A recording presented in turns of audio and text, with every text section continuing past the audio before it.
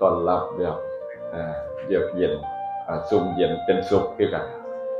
มั่งมีสีสุขอยู่เย็นเป็นสุขทำดีมีสุขสมบูรณ์คุณสุขนั่นแหละคือสรุปแล้วคือมวลคนละแบบ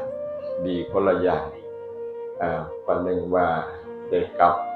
ย้อนอดีตมาสู่ความเป็นเล็กหน่อยสมัย10 ปีโอ้คือยังเท่าหลายเนาะพวกเราเท่าวัดเท่ากันคือมันย้อนไป50 ปีเหลืออยู่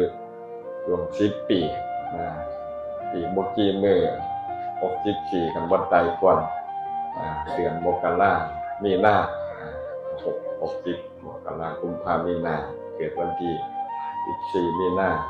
60 ปีครับทำโมปาลมหายใจเนาะ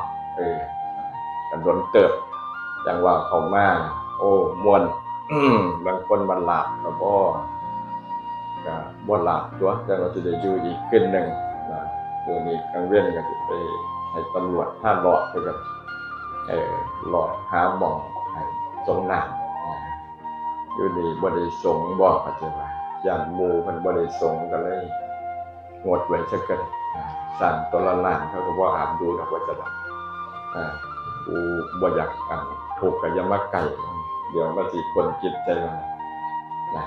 บ่อาบน้ำหรือมันย้อนหนาวบ่หรือจังได๋คือหนาวบ่พอเจ้าก็ว่าสิไปโพอยู่น่ะน้ำมันบ่ไหลกันเลยดังตะนาครับแก้วก็เอาล่ะบ่มีผู้มาดมดอก